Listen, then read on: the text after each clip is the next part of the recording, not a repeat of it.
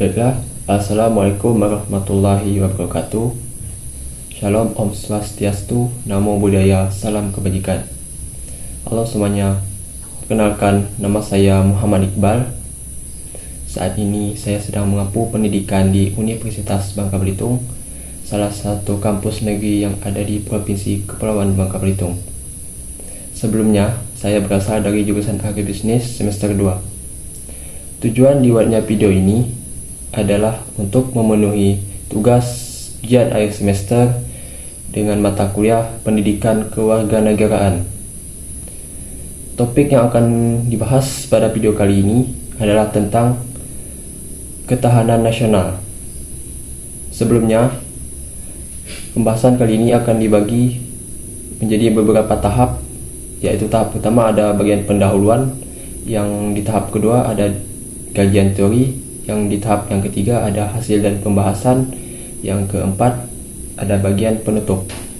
Oke, langsung saja kita beralih ke bagian pertama, yaitu bagian pendahuluan. Oke teman-teman sekalian, terima kasih yang sudah menonton video ini. Video ini akan membahas tentang ketahanan nasional. Baiklah, kita akan membahas ketahanan nasional di bagian pendahuluan. Di bagian pendahuluan ini, kita akan membahas ketahanan nasional secara singkat dengan mengkaitkan beberapa istilah-istilah yang ada di ketahanan nasional tersebut. Yang pertama adalah istilah dari Astagatra atau 8 unsur. Seperti yang kita ketahui, istilah Astagatra merupakan pendekatan yang dilakukan secara sistematik guna memetakan segala persoalan-persoalan yang ada di bangsa, kemudian menjawabnya secara komprehensif. Istilah Astagatra sendiri merupakan di mana antara gatra satu dengan gatra yang lainnya terdapat hubungan timbal balik atau korelasi dan saling ketergantungan atau interdependensi. Dalam konsep Astagatra tersebut terdapat unsur-unsur pembentuknya. Yang pertama adalah aspek Trigatra dan aspek Pancagatra. Untuk aspek Trigatra, yang pertama ada posisi dan lokasi geografi negara, yang kedua ada keadaan dan kekayaan alam, yang ketiga ada keadaan dan kemampuan penduduk.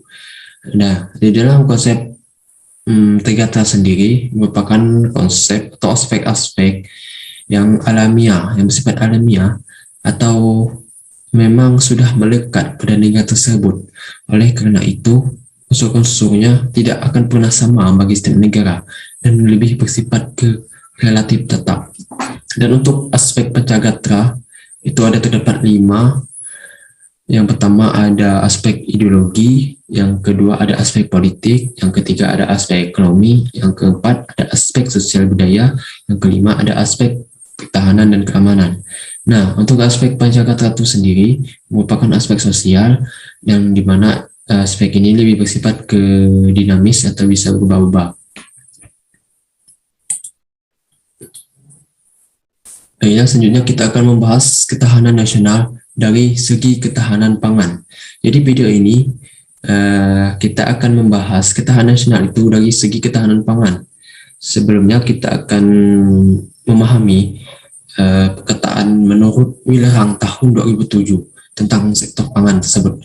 Jadi sektor pangan yang ada di Indonesia adalah sekaligus sektor penentu tingkat kesejahteraan sebagian besar penduduk yang bekerja di on-farm yang terdapat di pedesaan yang terdiri dari petani berlahan sempit dan buruh tani yang sebagian besar adalah rakyat miskin.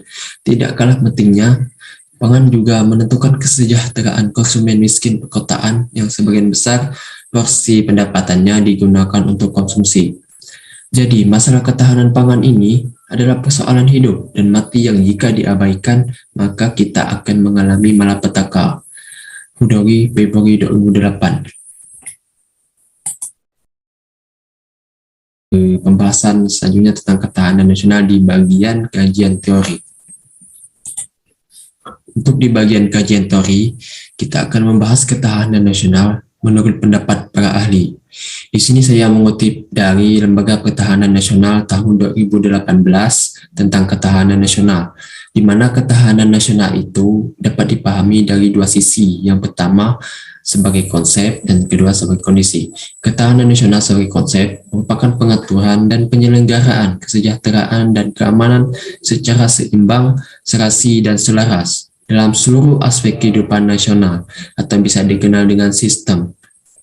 Dan ketahanan nasional sebagai suatu kondisi adalah keuletan dan ketangguhan bangsa dalam mengandung kemampuan mengembangkan kekuatan nasional dalam menghadapi dan mengatasi segala tantangan, ancaman, hambatan, dan gangguan, baik yang datang dari luar maupun dari dalam, untuk menjamin identitas, juga untuk menjamin kelangsungan hidup bangsa dan negara, serta perjuangan untuk mencapai tujuan nasional. Lalu, mengapa ketahanan nasional bisa dipandang dengan cara atau pendekatan dengan menggunakan Astagatra? Sebelumnya telah kita ketahui bahwa Astagatra itu atau 8 unsur tersebut merupakan bagian dari proses pendekatan secara sistematik guna memetakan berbagai persoalan-persoalan bangsa dan menjawabnya secara komprehensif. Artinya, pendekatan Astagatra ini mengikut sertakan segala aspek alamiah atau Trigatra dan aspek sosial atau Panchagatra, dan kemudian pendekatan tersebut akan diperhitungkan dalam upaya menanggulangi berbagai tantangan, ancaman, hambatan, dan gangguan yang datang baik dari dalam maupun dari luar, guna mencapai kesejahteraan dan keamanan dalam kehidupan nasional. Lalu, bagaimana cara kita dalam memaknai sebuah ketahanan nasional itu dari sudut pandang agribisnis? Menurut Sejarkowi dan Sufri tahun 2004, agribisnis adalah cara pandang ekonomi bagi usaha penyedia pangan. Itu artinya agribisnis merupakan cara kita memandang, yaitu dengan cara pandang ekonomi, untuk khususnya bagi sebagian besar usaha penyedia pangan yang akan menunjang ketahanan pangan yang ada di Indonesia.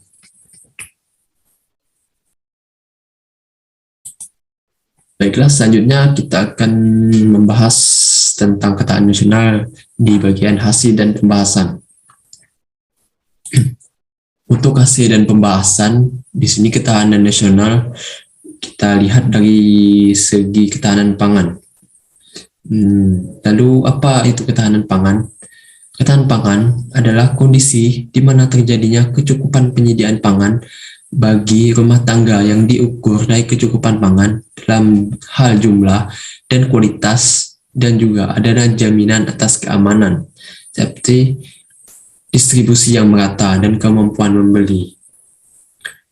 Seperti yang kita ketahui, Indonesia pernah mengalami krisis pada tahun 1997 sampai 1998 yang bersamaan dengan kegagalan produksi pangan, sehingga melahirkan berbagai keadaan rawan pangan bahkan kurang gizi yang berat.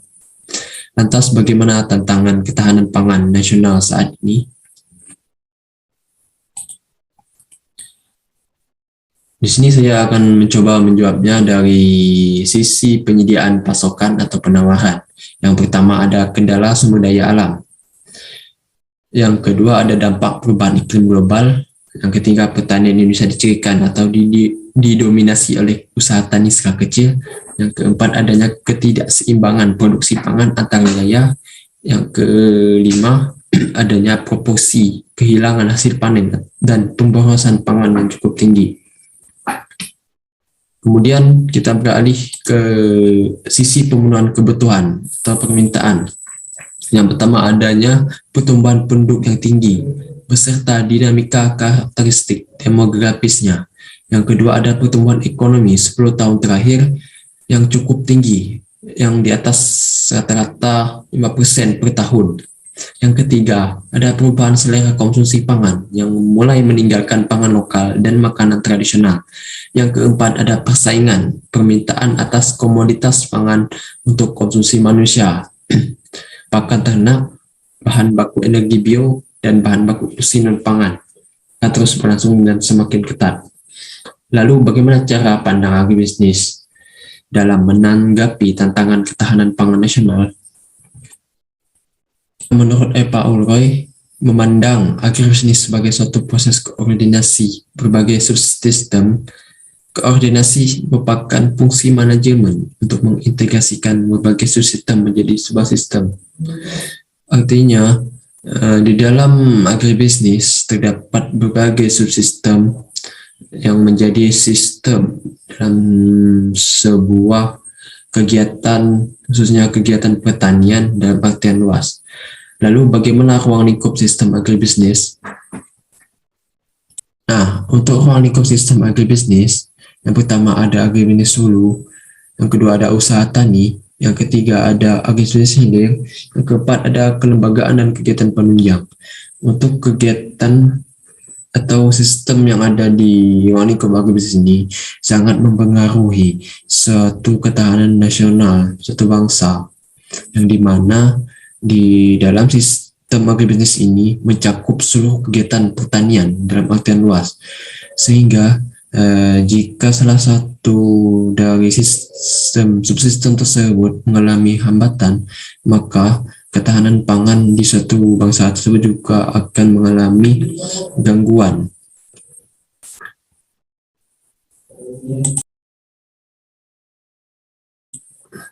Lalu di bagian penutup kita akan membahas tentang kesimpulan yang bisa kita ambil dari materi video kali ini. Jadi ketahanan nasional adalah merupakan salah satu doktrin nasional yang secara terus-menerus perlu diberikan kepada setiap komponen bangsa secara utuh dan berkelanjutan, secara khusus bagi generasi muda insan cendekia serta wawasan mengenai kebangsaan, sehingga sebagai generasi bangsa akan mampu meningkatkan keuletan dan ketangguhan untuk mengembangkan kekuatan nasional dan menghadapi dan mengatasi segala tantangan, ancaman, hambatan dan gangguan baik yang datang dari luar maupun di dalam. Dan juga salah satu langkah strategis untuk memelihara ketahanan nasional adalah melalui upaya mewujudkan kemandirian pangan.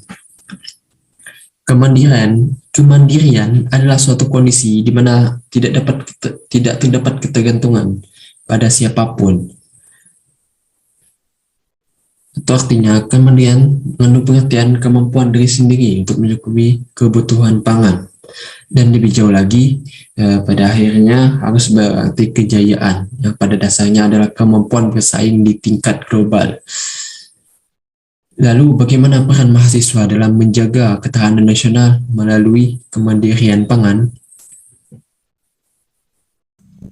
Peran yang bisa saya lakukan sebagai mahasiswa pertanian bukan hanya sekadar impian, namun sebuah kewajiban yang utuh. Ketahanan nasional dari sektor pangan bisa diciptakan melalui mendukung serta menjalankan kebijakan pendukung yang dilakukan untuk mewujudkan sebagai dari upaya ketahanan pangan seperti dalam penciptaan inovasi teknologi dan dimensinya, sampai pada peningkatan kapasitas sumber daya manusia pertanian pangan. Baiklah, mungkin itu saja yang bisa saya sampaikan dan semoga bermanfaat. Terima kasih. Assalamualaikum warahmatullahi wabarakatuh.